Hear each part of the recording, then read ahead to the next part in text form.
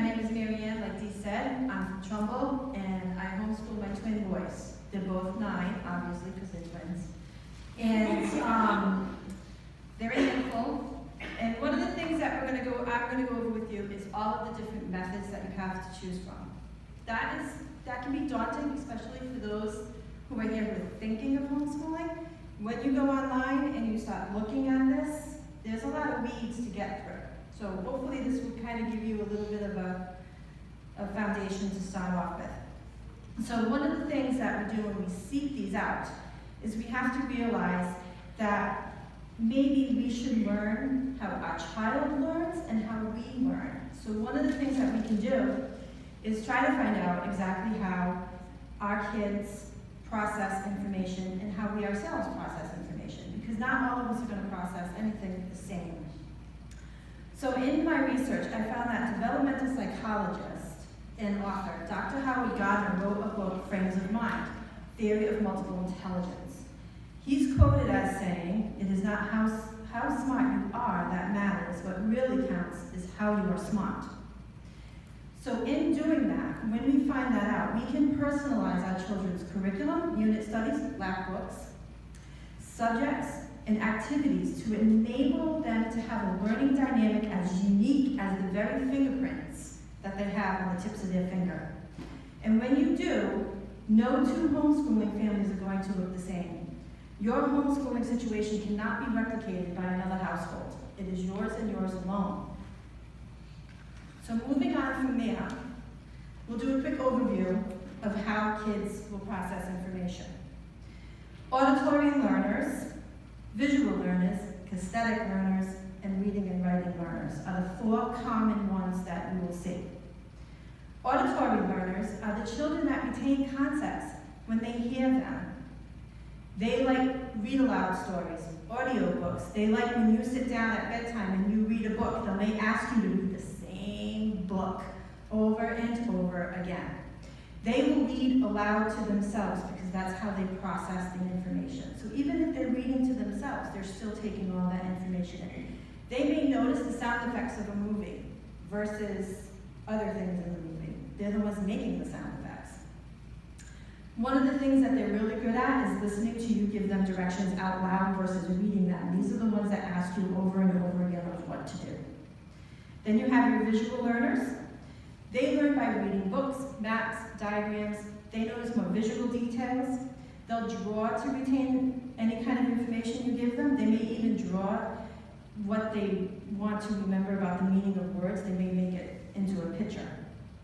They like the storylines, the meaning of words. However, these are the ones that get easily distracted at times. They're the visual learners. So if you can sit them by a quiet place, one where they're not going to look out a window or like a massive TV that's like right there, you don't want them in there because if there's a butterfly in the room, they're the ones chasing it. Kinesthetic learners, these are the toe tapping, knee bouncing, I gotta touch it, can I see it, can I have it? Those are the ones that really process things by touching and seeing and doing things. They fidget. They're the ones that, when you're doing things, books with flaps really work well. Hands-on arts and crafts. Anything that's hands-on works really well. Teaching them math manipulatives work great. Did I say manipulatives right?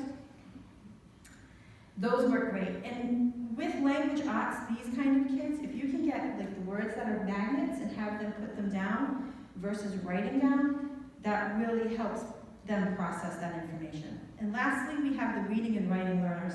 These are the children that are the book readers. They're the strong reading and writing learners. They like to take meticulous and copious notes. They're the ones that you see diligently writing things down.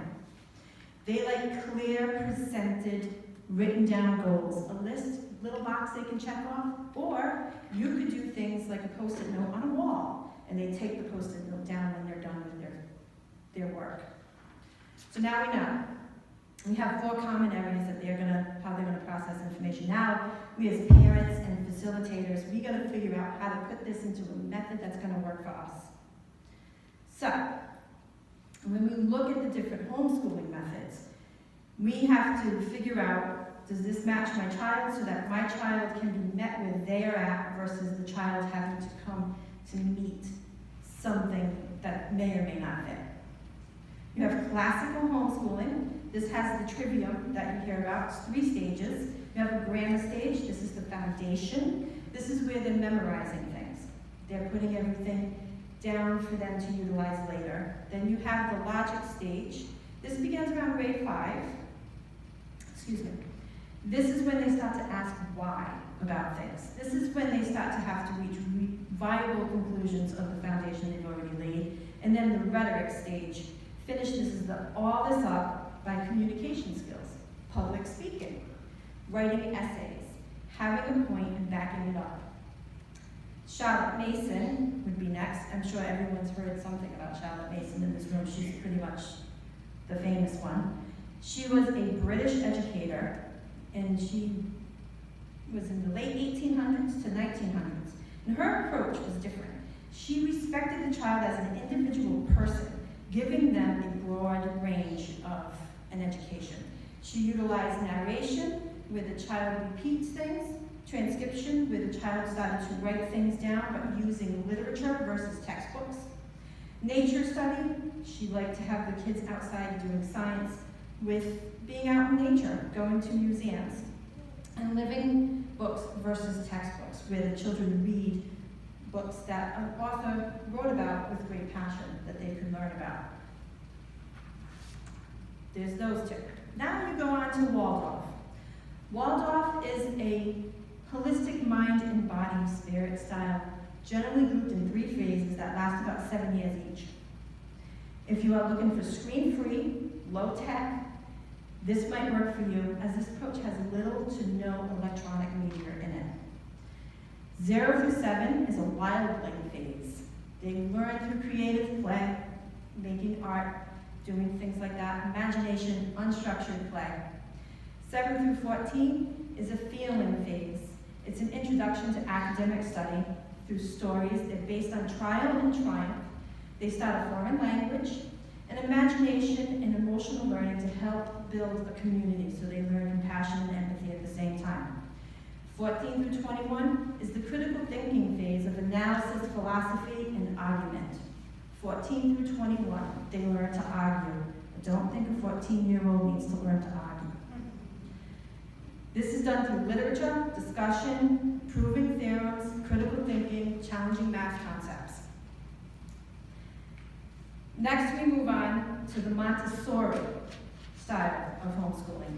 And this is a quote from the American Montessori Society, and I quote, "The Montessori method fosters rigorous, self-motivated growth for children and adolescents in all areas of their development, cognitive, emotional, social, and physical. This approach is based on self-directed study. The child is encouraged to pick their own learning tools. And it's very popular in homeschooling circles because it does involve mixed age groups. You'll find that a lot of homeschoolers do use this. The children learn and lead by example, and the adults help foster that example, and the children that are younger learn from the older.